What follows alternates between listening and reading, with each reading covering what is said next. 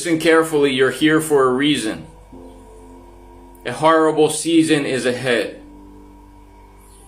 When you go to the supermarket, instead of buying snacks and things you do not need, buy plenty of extra things that will last and endure a season, so that you will have food for 6 months.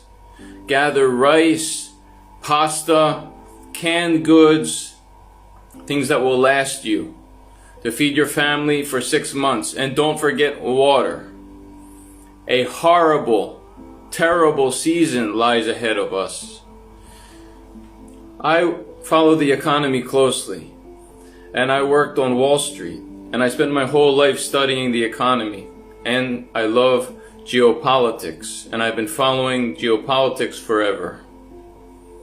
The time has come to prepare. Don't be afraid.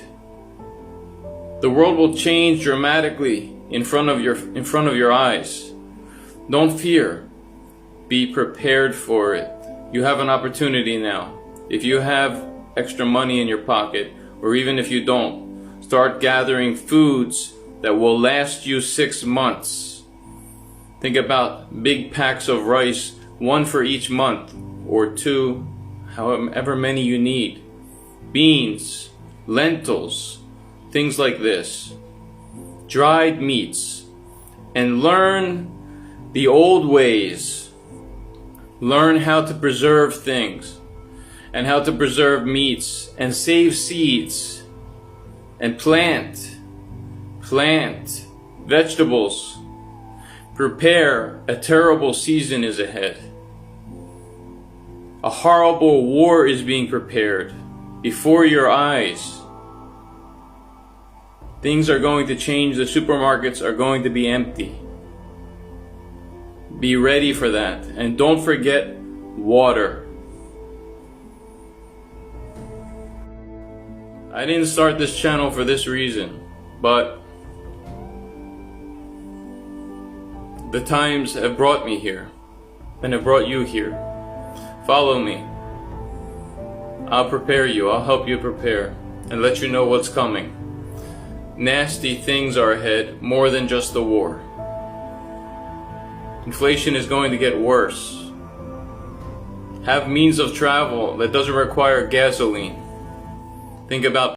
In March, the United Nations released this report. It said there were 107 economies that face at least one of the 3 risks. Number 1, rising food prices. Number 2, rising energy prices. And 3, tougher financial conditions. 107 countries face these risks. Together, they represent 1.7 billion people. That's more than 1/5 of humanity. There are 69 countries that face all the 3 risks: food, energy, finance, all 3. 69 countries could go the Sri Lanka way. 25 in Africa, 25 in the Asia Pacific, and 19 in Latin America. Which countries are these? We'll start with Egypt, the land of pharaohs. It is in the throes of a financial crisis. Egypt is the world's largest importer of wheat. Russia and Ukraine were its top suppliers. As they fight now, the supplies are running out.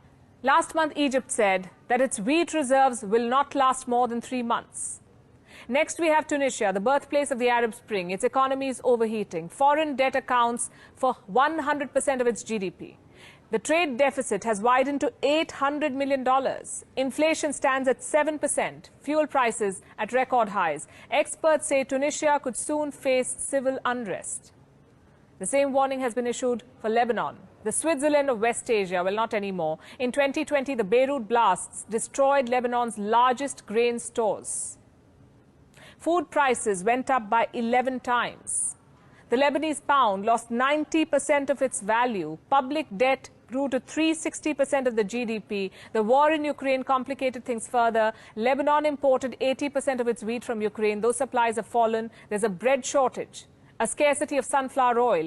Lebanon has been forced to take a $150 million loan from the World Bank to ensure food security. Then we have Argentina, the land of tango, also caught on the wrong foot now. Inflation is paralyzing its economy. External debt is mounting. Argentina has defaulted on debt repayments 9 times. To avoid a 10th default, it has gone to the IMF. it wants to refinance a $45 billion loan. It may give Argentina a brief reprieve, but it will not quell the civil unrest. Analysts say Argentina is staring at a long and cold winter this year. Some other Latin American countries are also at risk, like El Salvador and Peru. They face hyperinflation in commodities, tumbling bonds, food shortages, detonating prices, and mass unemployment. Very much like Sri Lanka. Reports say both countries could soon face civil unrest. In sub-Saharan Africa, Ghana, Kenya, South Africa, Ethiopia could be the worst hit. In Ghana, debt levels are soaring, interest payments are choking the economy, a debt crisis looks imminent. In Kenya, the debt has climbed to $70 billion, that's 70% of its GDP. Last week, they got a $244 million loan from the IMF to weather this economic storm. In South Africa, the debt has reached 80% of its GDP. There's a looming threat of state collapse, a rerun of the 2021 civil unrest. Next comes Turkey. The currency is sliding, the debt is soaring, upwards of 54% of the GDP. Inflation has touched 70%. GDP forecast cut to 3.3%. There's a food shortage. Turkey is getting 50,000 tons of wheat from India. And these were just a few examples. The World Bank says that in the next 12 months, as many as a dozen developing economies may not be able to service their debt. This will be the largest debt crisis in a generation. What about India? It will feel the impact. A few state economies are already inching towards a debt crisis. In Punjab, West Bengal, Bihar and Andhra Pradesh, the debt to GDP ratio is identical to Sri Lanka's. On the 3rd of April, Indian bureaucrats expressed concern. They said populist measures in these states could ruin their economies and leave them broke like Sri Lanka. Now, here's the thing. The entire world is in debt distress. National budgets are at breaking point. Some governments are being forced to cut spending. Others are borrowing more to stay afloat. What can we do to